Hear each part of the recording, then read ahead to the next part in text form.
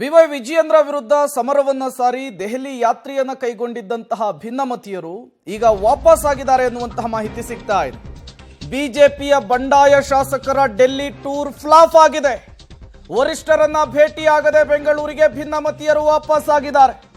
ಹೈದರಾಬಾದ್ಗೆ ಯತ್ನಾಳ್ ಮಾಜಿ ಸಂಸದ ಸಿದ್ದೇಶ್ವರ್ ಬಂದಿರುವಂತಹದ್ದು. ಮಹಾಕುಂಭ ಮೇಳಕ್ಕೆ ತೆರಳಿದ್ದಾರೆ ಕುಮಾರ್ ಬಂಗಾರಪ್ಪ ಅನ್ನೋದು ಗೊತ್ತಾಗ್ತಾ ಇದೆ. ವರಿಷ್ಠರ ಭೇಟಿ ಅಂತ ಹೇಳಿದ್ರು, ಯಾವುದೇ ಸಾಕ್ಷ್ಯವನ್ನ ನೀಡಿಲ್ಲ ಭಿನ್ನರು.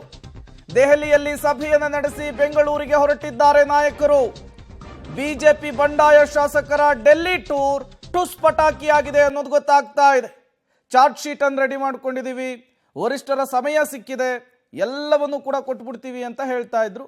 ಈಗ ಅವರು ವಾಪಸ್ ಆಗ್ತಾ ಇರುವಂತಹ ವಿಚಾರ ಗೊತ್ತಾಗ್ತಾ ಇದೆ. ಈಗ ರಮೇಶ್ ಜಾರಕಿಹೊಳಿ ಅವರು ಬೆಂಗಳೂರಿಗೆ ಬರ್ತಿದ್ದಾರೆ ಎನ್ನುವಂತಹ ಮಾಹಿತಿ ಸಿಗ್ತಾ ಇದೆ. ಮಾಜಿ ಸಚಿವ ಕುಮಾರ್ ಬಂಗಾರಪ್ಪ ಅವರು ಪ್ರಯಾಗ್ರಾಜ್ಗೆ ಪ್ರಯಾಣವನ್ನು ಬೆಳೆಸಿದಾರಂತೆ. ಮತ್ತೊಂದು ಕಡೆ ಸಿದ್ದೇಶ್ವರು ಜೊತೆಗೆ ಯತ್ನಾಳು ಅವರು ಬೇರೆ ಕಡೆ ಹೋಗಿರುವಂಥದ್ದು.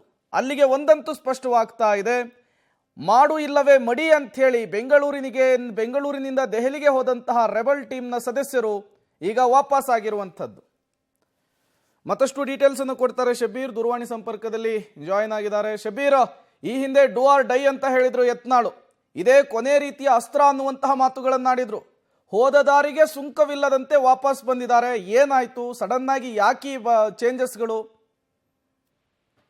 ನೋಡಿ, ದೆಹಲಿಯಲ್ಲಿ ಸದ್ಯಕ್ಕೆ ವಿಧಾನಸಭೆ ಚುನಾವಣೆ ನಡೀತಾ ಇದೆ, ಮತ್ತೊಂದು ಕಡೆ ಸಂಸತ್ ಅಧಿವೇಶನ ನಡೀತಾ ಇದೆ. ಹೀಗಾಗಿ ಬಿಜೆಪಿಯ ವರಿಷ್ಠರು, ಹೈಕಮಾಂಡ್ನ ಪ್ರಮುಖ ನಾಯಕರು ಯಾರು ಕೂಡ ಸಮಯವನ್ನ ಕೊಟ್ಟಿಲ್ಲ ಅನ್ನುವಂತ ಮಾಹಿತಿಗಳು ಸಿಗ್ತಾ ಇರುವಂತದ್ದು.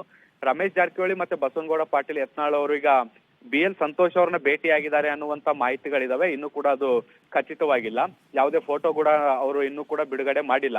ಆದ್ರೆ ಈಗ ಅವರು ಸದ್ಯಕ್ಕೆ ವಾಪಸ್ ಹೋಗ್ತಾ ಇರೋದ್ರ ಬಗ್ಗೆ ಮಾಹಿತಿಗಳು ಲಭ್ಯ ಆಗಿರುವಂತದ್ದು.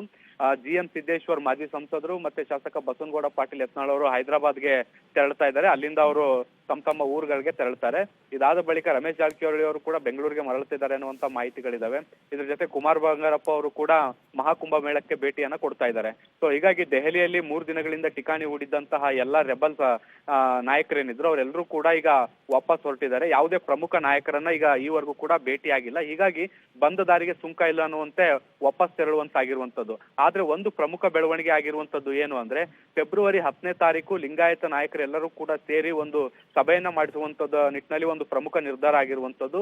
ಬಸವರಾಜ ಬೊಮ್ಮಾಯಿ ಅವರ ನೇತೃತ್ವದಲ್ಲಿ ವಿ ಸೋಮಣ್ಣ ಅವರ ನಿವಾಸದಲ್ಲಿ 10ನೇ ತಾರೀಕು ಸಭೆಯನ್ನ ನಡೆಸೋದು ಅನ್ನುವಂಥದ್ದು ನಿರ್ಧಾರ ಆಗಿದೆ. ಆ ಸಭೆಯಲ್ಲಿ ಬಿವೈ ವಿಜಯೇಂದ್ರ ಅವರ ವಿರುದ್ಧ ಲಿಂಗಾಯತ ಅಸ್ತ್ರವನ್ನ ಪ್ರಯೋಗ ಮಾಡುವಂತ ಸಾಧ್ಯತೆಗಳಿದ್ದಾವೆ. Prem, okay, thank you Shabir ತಮ್ಮೆಲ್ಲ ಮಾಹಿತಿಗಾಗಿ.